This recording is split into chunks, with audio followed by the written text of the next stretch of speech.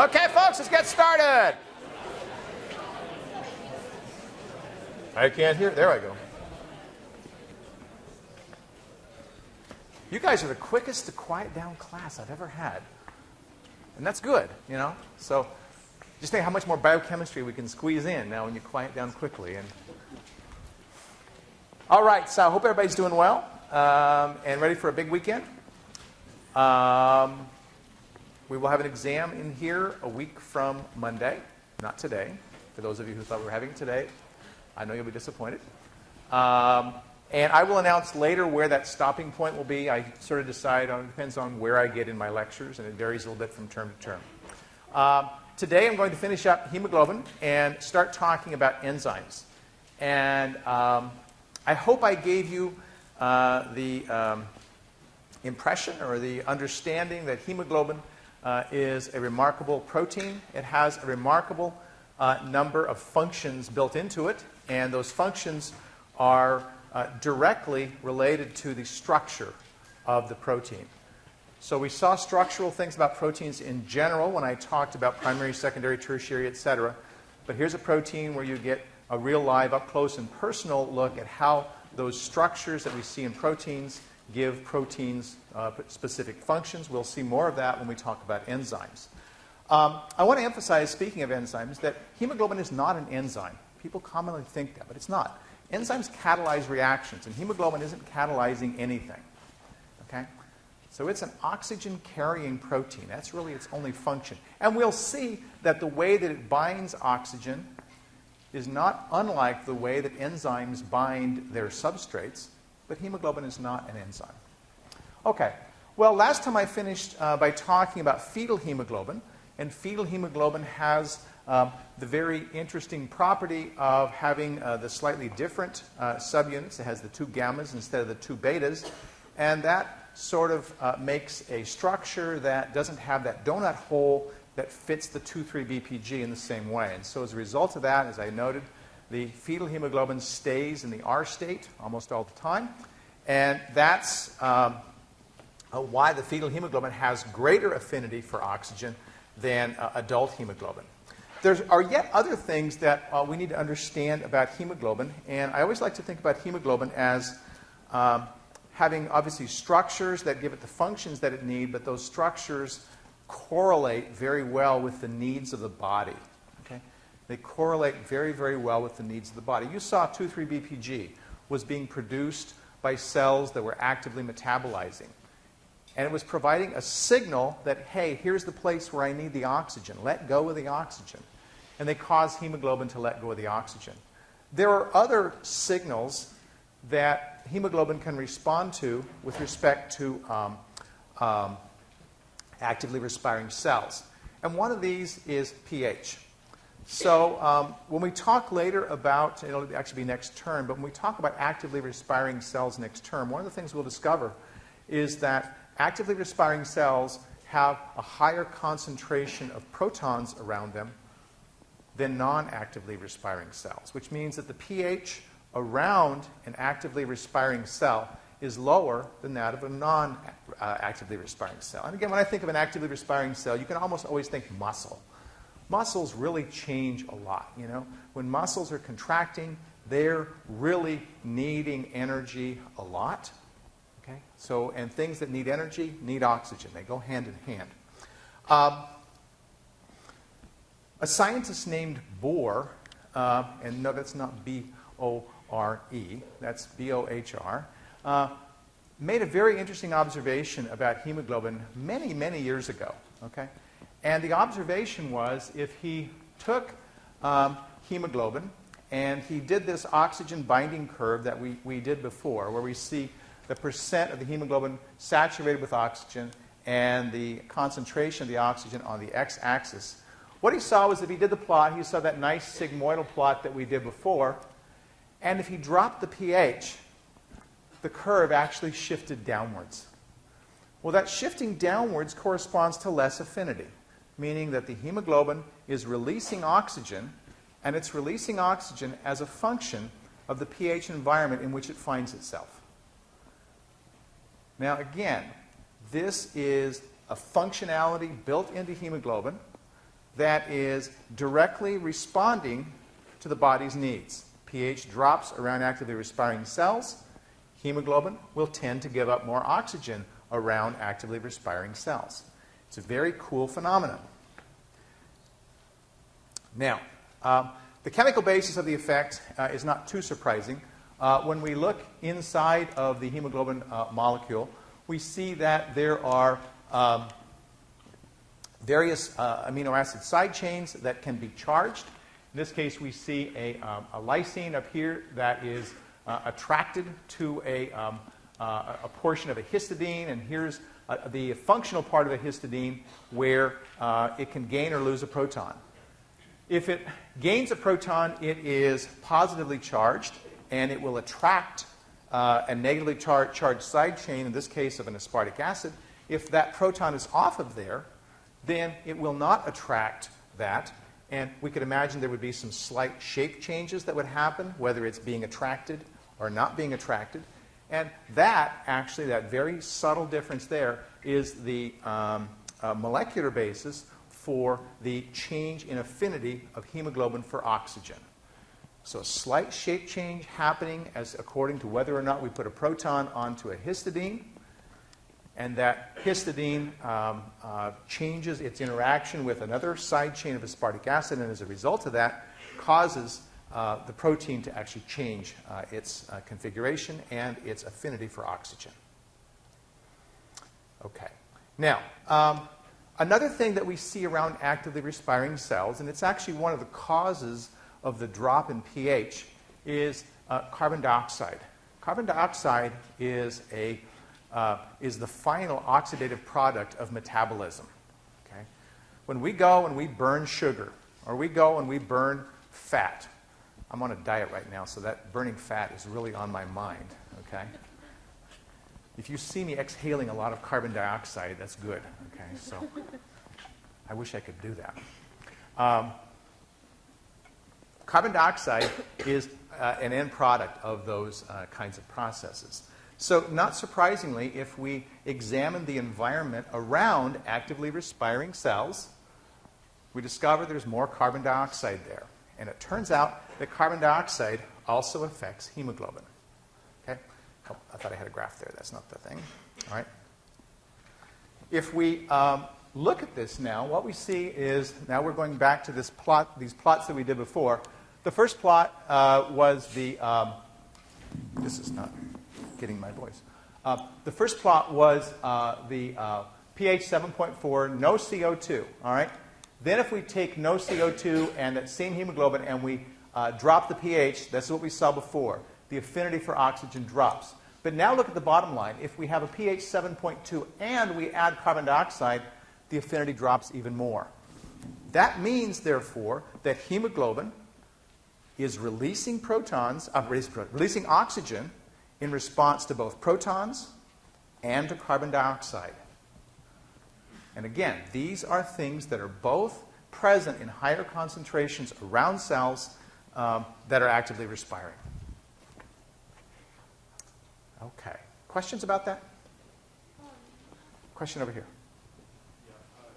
Can you go back to the figure real quick with the where you have the histidine, the structure of the histidine? Okay. I had a question about. Okay. Here. Yeah. Yeah. So when you say the added proton, is that like a low pH concentration? So as the pH changes, protons will come on or come off. So that's the variable that's there. That's always true. So Yeah. it's the pH drop there. A pH drop. So a pH drop would be more likely to put a proton on there. Exactly. Okay. Yes, sir. When we're talking about CO2 contributing in the same way that a more acidic environment around the respiring cells contributes, is that actually in the form of CO2 or as carbonic acid? Okay. It's a good question. His question is, how does CO2 manifest its effect? I'm going to show you that in just a second. Is that your question? Mine is Okay. Okay. So CO2 exerts its effect. How does CO2 exert its effect? Well, one of the ways it exerts its effect is by forming a covalent bond with amine side chains. Okay? CO2 can be carried in the blood in two ways. All right? One is it can actually be dissolved in the blood, and we'll talk about that later. The other way it can be carried is by this covalent bond to hemoglobin. Now, we could imagine looking at this structure here that we have a carbon dioxide, we've got an amine, in this case, that is shown with no charge on it. We put a CO2 on it, and we develop something that has a negative charge. Again, we're introducing a charge where there wasn't one before. We could expect that we would, in fact, see some changes that would happen in structure of hemoglobin. And again, that's the basis for the change in affinity. Very, very subtle changes that are happening to the protein, but they're having big effects on its affinity for oxygen. In this case, it actually, you'll notice it releases a proton. And that actually enhances the effect that we saw before, because more protons, of course, now are going to affect hemoglobin in its own way as well. So these really work together to make hemoglobin give up oxygen at the places where it's needed. Okay. So that's what I want to say about the Bohr effect. And the last thing I want to talk about are some genetic considerations. It's a disease that we hear a lot about, and there are some interesting, at least one very interesting aspect of it. And that disease is known as sickle cell anemia. Sickle cell anemia is a disease, it's a genetic disease where there are mutations in one or more of the subunits of hemoglobin. And there are different forms of sickle cell anemia that correspond to, of course, different mutations. Some may affect alpha, some may affect beta, etc. So sickle cell anemia is not just one genetic mutation. What happens when an individual has sickle cell anemia is that the hemoglobin, and by the way, the changes that can happen, the mutations that happen, can change a single amino acid. And if that single amino acid is in the appropriate place, it will cause the disease. So why do the cells get sickle-shaped? All right? The reason that the cells get sickle-shaped is under low concentrations of oxygen, the hemoglobin inside the cells will actually form a polymer. Multiple subunits will start joining together. Now, normally hemoglobin doesn't do that. And in fact, regular hemoglobin, that is unmutated hemoglobin, does not form polymers like that. But sickle cell, people who have sickle cell anemia will have their hemoglobin do that. And the polymers actually cause the shape of a blood cell to change. Normal blood cells look like this. Sickled cells look like this. Now, I want to emphasize, if you have sickle cell anemia, all of your blood cells don't look like this. They only look like this when the cell encounters low concentrations of oxygen. So if you are, for example, exercising heavily and you have sickle cell anemia, you will find, people who do that find that their muscles will get excruciatingly sore. In some cases, it can be life-threatening, because what's happening is the regular blood cells are starting to sickle. They get in the muscle, in the tissues where they're dumping all their oxygen. They get in the muscles. And when these are dumping their oxygen, they're actually in little tiny capillaries. So most of the exchange of oxygen occurs in capillaries of the body. Well, normally the rounded blood cells go through those capillaries very smoothly, like Teflon, and don't have any problem. But when they form sickle cells, they don't. And they get stuck there. So not only do they get stuck there, but they stop the blood flow in that capillary, which is one of the reasons that people get this very intense pain, because their muscle cells are starving for oxygen. And they can't get any because it's all blocked there. Now, you might wonder why it's called anemia. And the reason it's called anemia is because our body has a way of recognizing damaged blood cells. And when it sees misshapen blood cells, it takes them out of action. So even though we might be able to get this to revert to some extent, and by the way, I can't tell you that happens, but if we might get this to revert to this form, before that happens, our body can take this out of action and say, that's a damaged blood cell, I don't want to have that floating around, it's going to cause a problem. So the more your blood sickles, the more blood cells you lose, and of course that's exactly what anemia is, a lowered concentration of blood cells in your body. Now, people have studied sickle cell anemia for a long time. Sickle cell anemia actually has a very interesting historical component. It was the first disease that was proposed as a genetic disease. First disease proposed as a genetic disease. Okay? Does anybody know who made that proposal? Linus Pauling made that proposal. Okay? Very cool thing. So there's an Oregon State connection there again. All right.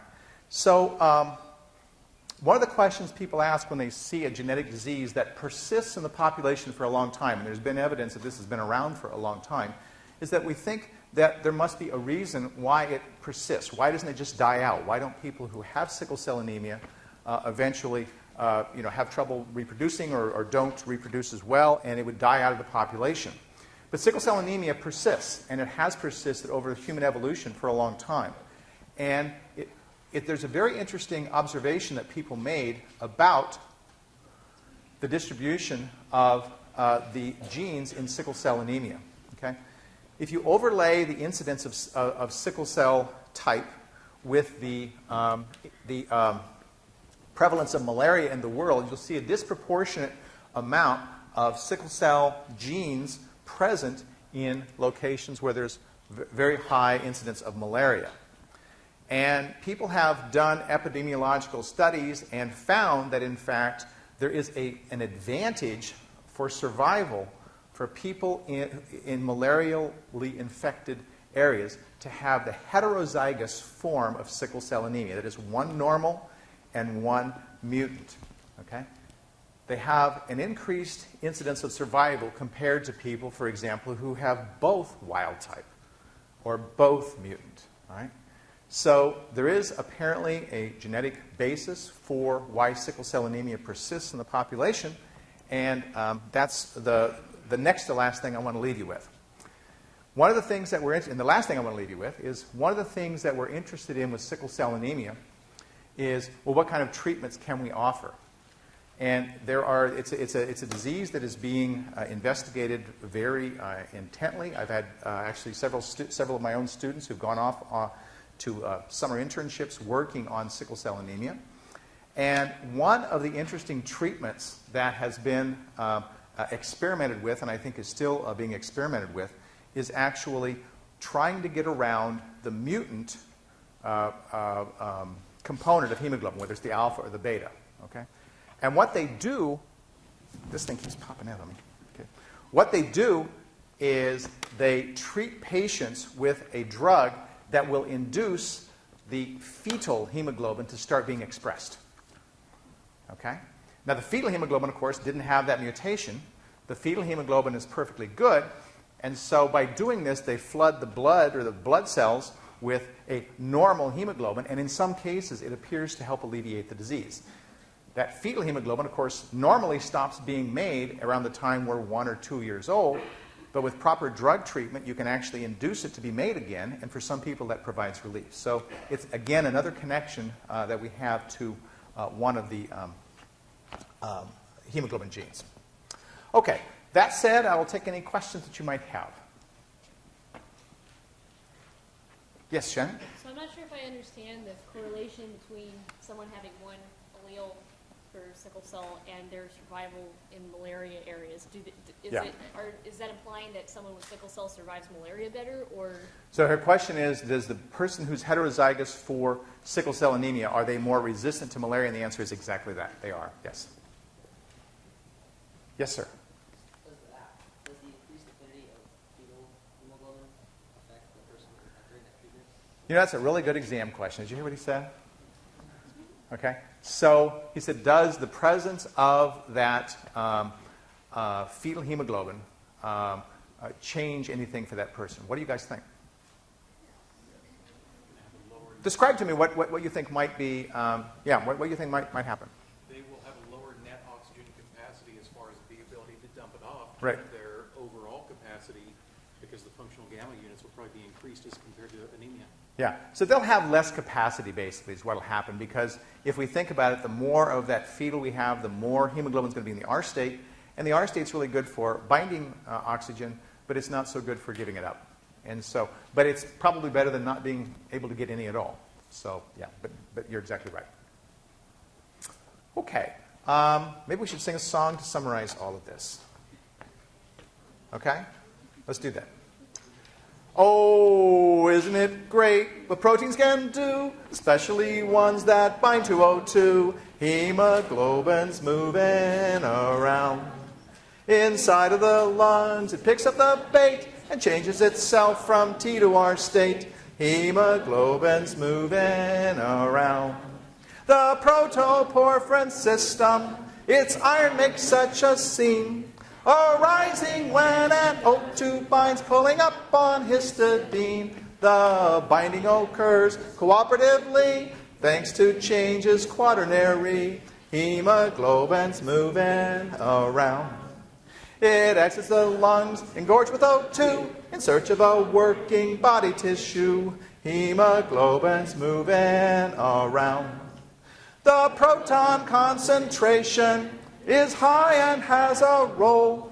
Between the alpha betas, it finds imidazole, that's histidine, to empty their loads. The globins decree, we need to bind 2,3-BPG. Hemoglobin's moving around.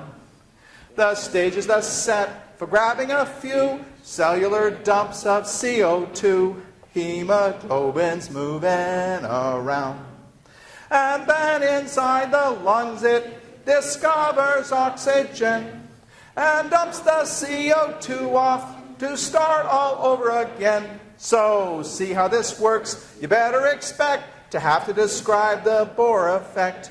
Hemoglobin's moving around. All right. Thank you.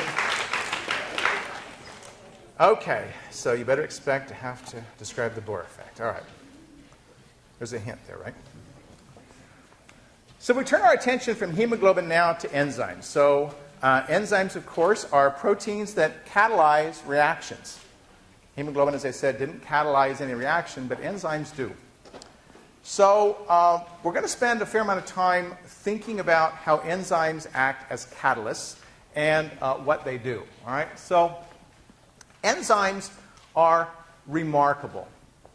And they are remarkable especially when we compare them to chemical or other chemical catalysts. If I have a chemical catalyst that I use to catalyze a reaction, it might not be unreasonable for me to expect 100 or 1,000-fold enhancement using a chemical catalyst. Okay? When I use an enzyme can provide up to 10 to the 17th enhancement. And I believe that's 170 quadrillion. Now, we start to see that enzymes are catalysts, but they're really incredible catalysts. Absolutely incredible catalysts. How in the world can something work like that? Well, let me just give you some things that you can think about or feel the magnitude of this, okay? If we look at this top enzyme, we'll actually talk about this next term. The enzyme has a half-life, meaning the reaction that this enzyme catalyzes has a half-life of 78 million years. Meaning that if we took a mixture of it and we let it sit in a test tube, it would take 78 million years for half of it to react. Okay? If I treat this with an enzyme, I make this enzyme catalyze the conversion of 39 molecules per second per molecule of enzyme. Now that's pretty incredible. The rate enhancement, if you do the math, corresponds to this 140 quadrillion that I told you about here. Now that's mind-boggling, okay? Now that may sound very rapid, and that is in fact very rapid, but there are other enzymes that are even more incredible in terms of what they do. We're going to spend a fair amount of time talking about this enzyme right here, carbonic anhydrase. And carbonic anhydrase does something that, to me, I can't get my head around. It only does things by about 7.7 million-fold greater. That's nowhere near the 140 quadrillion. But when I look at how many molecules of product each molecule of enzyme makes per second, it's mind-boggling. Each molecule, I take one enzyme, a single enzyme, and I put it with its substrate. The substrate's what an enzyme acts on. And I discover it makes 1 million molecules of product per second. Now, I don't know about you, but I can't think of something happening that rapidly. 1 million molecules of product per second every enzyme is making. Imagine that I was running a factory, okay? And a factory has an assembly line, and the assembly line is putting products out the end, I don't care how fast or how many people you have working in that factory, you are not going to make 1 million products per second. This tells us that the nanoscale world, nanoscale being the level of molecules, the world that exists at the level of molecules is very different than the world we know out here. The nano world is very different than the macro world. Okay? There's no way I can do 1 million things a second. Okay? No matter how hard I try, I'm not going to do that. Okay? Yes, sir? As long as it's not high enough to denature them, would a higher temperature increase these reaction rates as in inorganic chemistry, or is it independent? Yeah, his question is, will temperature affect enzymatic rate? And the answer is yes, it will to a point. And you can imagine that if we raise the temperature, we may favor the reaction, and then we'll actually see it fall off rapidly. Any ideas why it falls off rapidly? We denature the enzyme. Yeah. So yes, sir. So is this 1 million per second only when the substrate is in excess? So yes, and it's a good question. His question is, does the substrate have to be in excess? And the answer is yes, it does. Okay. So you're actually getting a little ahead of me, but I will address that directly in what I'm going to say in just a little bit. But it's a very good question. Okay, so pretty cool stuff. Now this sort of sets the stage for enzymes. All right, enzymes are proteins, and what you've seen of proteins so far is that structure is critical. Proteins have very, very specific structures, and consequently, they have at least fairly specific molecules that they will bind to and catalyze reactions on. Notice I said fairly specific. Some enzymes are more specific than others. Some are really rigid. They only want one thing, and that's it. Okay? But enzymes have a specificity. They don't catalyze a reaction on everything because they can't bind to everything. And the reactions that would be catalyzed would differ from one molecule to another. This shows a reaction that we're going to spend a fair amount of time talking on. And it's a reaction that involves the cleavage of a peptide bond. Okay? To cleave a peptide bond, you have to add water across it, and that adding water causes the bond to split. Okay? It's called proteolysis. Proteolysis. Proteolysis breaks peptide bonds, and enzymes that catalyze proteolysis are called proteases. Proteases. Proteases. Okay, so we're going to spend some time talking about those, but before I talk too much about those, I'll come back to that later, I want to say a few words about energy. Now, I'm going to talk about delta G. You guys have heard the change in Gibbs free energy in your basic chemistry classes, and I'm going to introduce it here only in very general terms.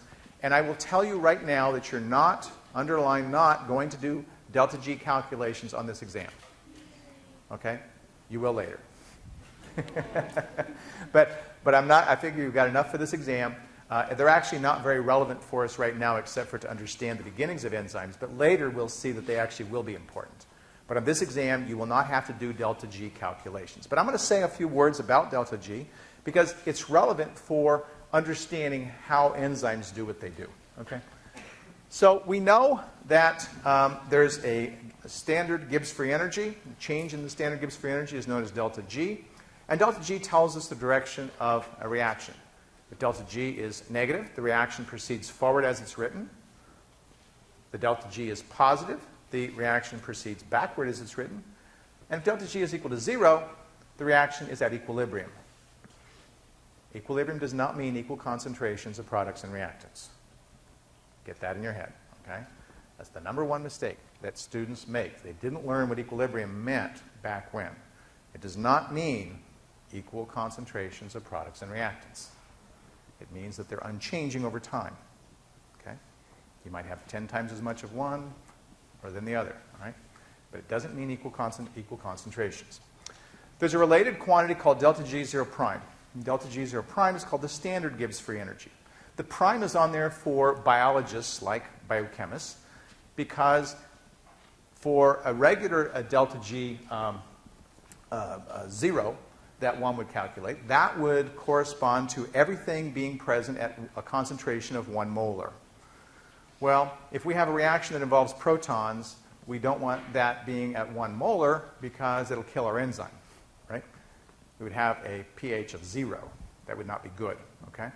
So the delta G, the prime on there indicates that everything is at 1 molar except for the protons, okay? So we've got a pH 7 basically that we're doing this at. All right, so what is the standard Gibbs free energy? The standard Gibbs free energy is the standard Gibbs free energy change under standard conditions. That's all it is. Okay? Under standard conditions, that's what it is. So delta G tells us the Gibbs free energy change under any conditions. The delta G0 prime is what corresponds to standard conditions. Okay. There's a calculation that we're not going to do. We will do it later. But just to remind you from your delta G equation, delta G equals delta G0 prime plus the gas constant R times the temperature in Kelvin times the natural log of the concentration of products over the concentration of reactants. And that's a simplification of the actual equation. But for our purposes, that's fine. Okay? At equilibrium, delta G equals 0, so the delta G0 prime must equal, these two things must be the opposite sign of each other, so they cancel out. Now, that's not really essential for us to understand enzymes. But we do understand and recognize that delta G is a very important parameter to understand for directions of reactions. Okay? It tells us some very important things. All right. So I want you to keep that in mind, and I'll show you a couple of things here. Enzymes, no surprise from that first table I showed you, speed reactions, and they can speed reactions immensely. Okay? Very, very important for speeding reactions. In this case, we're calculating, we're determining the concentration of product versus time on the x-axis. And we see there's more product that's being made with time. When we measure velocities of reactions, we measure the change, we measure the concentration of product per time. That's what velocity is. Okay? When we measure the velocity of a car, we measure distance per time. When we measure a reaction rate, we calculate concentration of product per time. Okay? Everybody got that? All right. So, products, this should be concentration of product going up. That's concentration of product over time. Okay. Now, this schematic introduces a sort of unusual delta G, and we can think of it as an activation energy. Okay? It doesn't really relate to the equation that we had before, but we can think of this importance of this activation energy. All right? Activation energy is an energy that has to be put into a reaction before the reaction will proceed. It has to be put into the reaction before the reaction will proceed. If we look at an uncatalyzed reaction, we see here's the free energy of the starting materials, and here is the free energy of the product.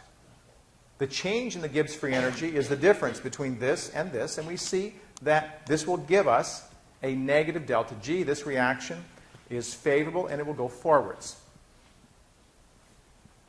Now, on the x-axis, we're plotting what's called reaction progress, and we're just sort of seeing how this thing is going. What's happening to the energy of this reaction over time? Okay? Well, the top line corresponds to an uncatalyzed reaction. For an uncatalyzed reaction, I don't have an enzyme that's helping me out, and I've got a molecule A over here, and I've got a molecule B over here, and they're in solution, and they're bouncing around, and all of a sudden, they bounce, and if they hit the right way, they will, in fact, react and give a product, right? Uncatalyzed. We could imagine that these two things bouncing around in here, if there's only one here and one over here, the likelihood they bounce and hit each other in the right orientation is low. If we increase the concentration, we've got a bunch of these. The more concentrated it is, the more likely it's going to go, right? If we measure the energy it takes to put these guys together, all right, when they do work right, that's what's being plotted here. Okay, it's called the transition energy. It's also called the activation, or transition state. It's also called the activation energy. I'll take either one on an exam. Now, once we get to that hump, that reaction can either fall backwards to where it started from, or it can fall forwards and go down this hill. Okay? There's our delta G for the reaction. Now, what happens if I put an enzyme in there? Well, I'll tell you something very important to remember. Enzymes do not change the delta G for a reaction. They do not change. Notice the enzymatic reaction starts with the substrate at the same energy, and it creates a product with the same energy as the uncatalyzed reaction. The delta G is exactly the same. So what did the enzyme do? Well, the enzyme lowered the activation energy. It lowered the activation energy, and it made it much more likely that when two molecules hit each other, they would have enough energy to make this thing go forward. Now, we'll see enzymes do some other tricks as well, but the number one thing that enzymes do to speed a reaction is they lower the activation energy. Now, the analogy I like to give for this is if I took the class and I said, okay, I'm going to give you guys extra credit. We're going to go out here and we're going to grab this giant steel ball bearing, and we're going to go out the door, and Corvallis is at about, 250 feet above sea level, and we're going to push it towards the ocean, and in theory it should go right over to the ocean, because 250 feet higher, there's Corvallis, there's the ocean, duh, right? Well, of course it's not going to go. Why isn't it going to go? There is a coastal mountain range between us and them, between us and the ocean. There's our activation energy. So we say, okay, well, we got a whole bunch of us. Let's take, and we want to make sure it gets there, so let's go take this ball bearing, and we'll push it to Mary's Peak. Mary's Peak, of course, is the tallest peak in the coastal range. It's just to the southwest of Corvallis. And we work and we struggle very hard to get that up there, and I'm assuming there's no trees in the way. And giving clear cutting, that's not an unreasonable thing to think anymore. But, bad joke, huh? Okay, bad professor. Okay, we push this ball bearing to the top of Mary's Peak, and we say, well, it's going to have some ups and downs along the way, but it's going to have enough energy to make it to the ocean, and it will. Again, assuming we do enough clear cutting, right? Okay. Well, then the smart person says, well, wait a minute. This is the dumb way to go. We really don't have to go to Mary's Peak to make it go. All we have to do is make sure we get over the highest pass, right? As long as we get over the highest, we get it to the point of the highest pass, then it's still going to have enough energy to get down, because all the other passes will be lower. The enzyme is helping you to find the pass. That's what it's doing. The enzyme has found the pass. It's found that you're not going to have to put as much energy into getting it all the way up to Mary's Peak. You've only got to get it up to this pass to get it across over to the ocean. Okay, so that's, quit that. That is my metaphor of the day. Questions on that? You guys are looking tired. It's Friday. Yeah, it's Friday.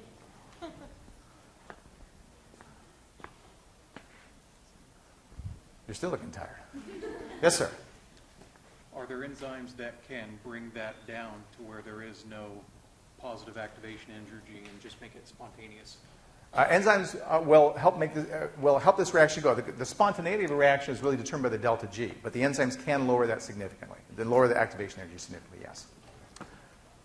Question over here. So you said earlier that there was molecule A and molecule B that may bounce into each other. I'm sorry, I can't hear you. You said earlier that there's molecule A and molecule B that Yeah. may bounce into each other. Bang. Does the enzyme grab A and B? Oh, good question. Does enzyme grab A and B? And in fact, that's one of the other tricks the enzyme does. It has a specific binding site for A, has a specific binding site for B, and the enzyme is positioning them in exactly the right way, so we don't have to worry about them hitting the wrong way and bouncing off. It positions them in exactly the right way, so they bond. Okay? So what? That would also contribute to lowering the activation energy. That's correct. Yes, Connie. What usually contributes to the activation energy? Like, is it the heat of the general surroundings? Okay, so what contributes to activation energy? Well, activation energy is a function of the temperature, certainly the heat of the surroundings. It's a function of the concentration. Right? So those are two variables that can really affect what's there. There's other things that can play into it as well. Okay? We'll see concentration is a very important one. Okay? Concentration is very, very important because the more concentrated something is, and this was the question that he had over here earlier today, okay? When I want to see 1 million molecules of product per second, do I have to have the enzyme saturated with substrate?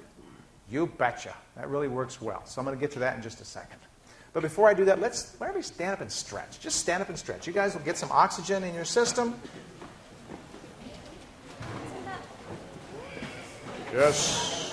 Isn't that what the graph showed that had the break that you saw it not progressing any faster? What not progressing any faster? How your product, you're not getting any more product because you've used all, is that? Sort of, yeah. Okay. Now you look alive, alert, refreshed, and ready for more yes sir, more biochemistry. What's that? Oh, yeah, it is distracting. I wish I could just make this thing go away, but it's part of the security system, and they will not let us fire that thing. But whenever you see it, let me know. I'll be happy to turn it off, yes. But it'll come about every hour. It starts up, and yeah. Okay. Let's think about concentration, okay? This is a plot that you're going to see a lot of. It's called a velocity versus substrate concentration plot. It's also called a V versus S plot. So I want to introduce it to you and describe to you what it tells us. Okay?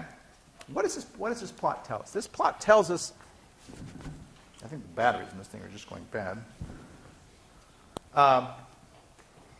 Let's imagine that instead of having an enzymatic reaction, I have this factory that I've talked about.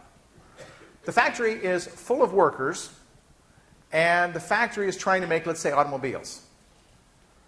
And to make an automobile, you have to have a lot of materials. They have to be assembled. They have to be, stuck together. And this group of workers in the factory assemble the automobile from the parts, and that's their job every day. If they have very, very few parts, okay, or the parts come in very, very slowly, what happens to their ability to make automobiles? Well, it's going to go down. They're not going to make automobiles so fast. They're going to be spending a fair amount of their time waiting on parts, right? Their velocity is going to be low when their concentration or when their amount of raw materials is low. As they get more and more raw materials, they start making more and more cars. And we see that go up fairly rapidly, at least at first.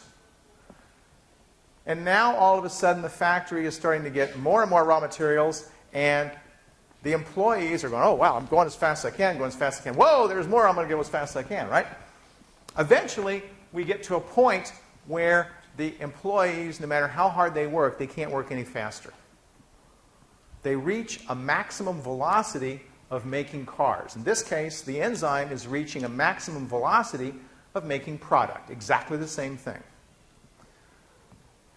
Not surprisingly, enzymes, okay, have a maximum. Now, if I take my automobiles, I take my factory, and I say, whoa, this factory is working at maximum output of cars that it can get. This is 400 cars a day. But I can sell 1,000 cars a day.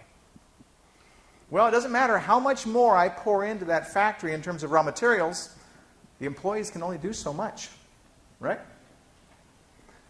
So what do I decide to do? Well, the smart thing to do would be to build another factory, right? If I build another factory identical to the first one with the identical abilities of the workers to work, instead of having 400 cars per day, my two factories can make 800 cars per day. You with me? Now, I'm illustrating a point about factories to you that's important to understand when understanding how enzymes work. The maximum velocity an enzyme can work at is called Vmax, velocity maximum. Vmax. And Vmax is reached when an enzyme is saturated with substrate. Substrate is the stuff that the enzyme works on. It doesn't matter if I keep increasing the substrate anymore, I'm not going to get any more product made per time.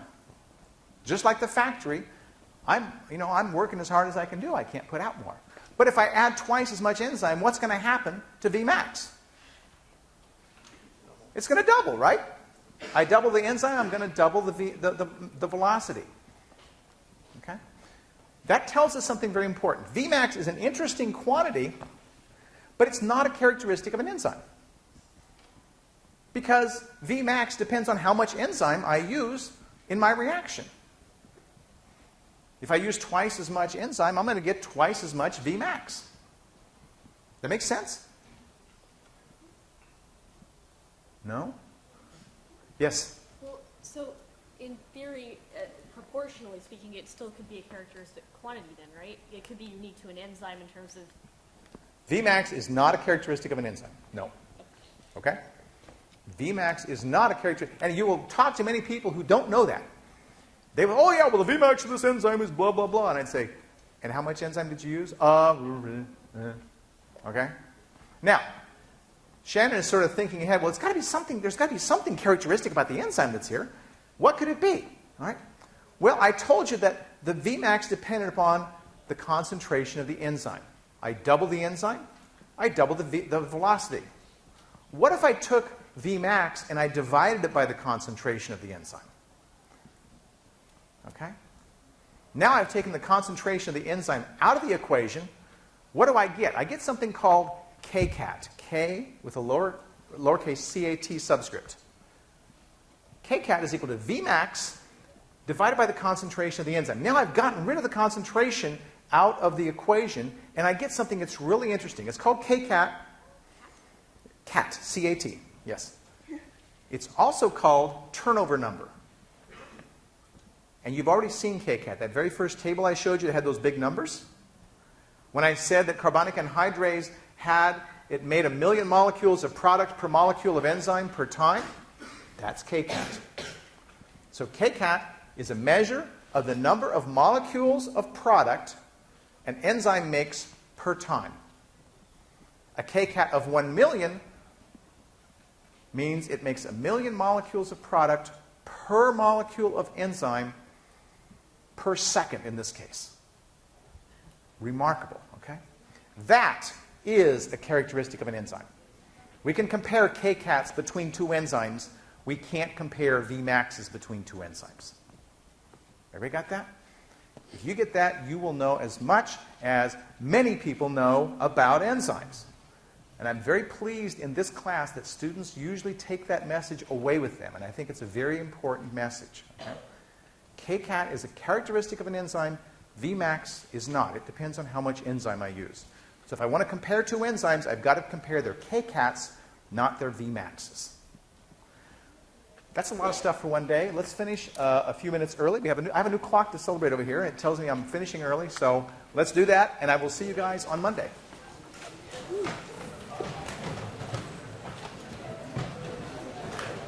So, is that where you were headed?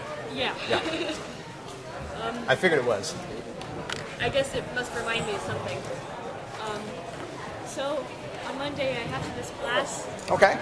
I'll give a pop quiz. Oh. Okay. Well, I'm good. Of course, I'll stay on top of the reading and so forth. Is there Sure. anything else I ought to do? You'll be fine. Okay. You'll be fine. Take care, Shannon. I'll have nobody to pick on in the front row. Hi, how you doing? I have a question for you. Yes, sir. Come on back. Does calculation have anything to do with like how much energy the molecules have when they run into each other? Well, it does because temperature affects that. Certainly. Okay. Yeah. Okay. Oh, sorry. Go ahead and come on out.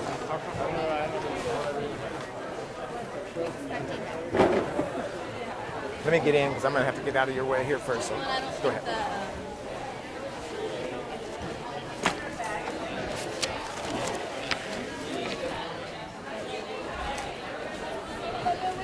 You too, Selena. Stay out of jail, okay? I will. Question. Yes, sir. You know when you get the very high kcat enzymes, do they ever approach the limitation in the diffusion rate of the substance?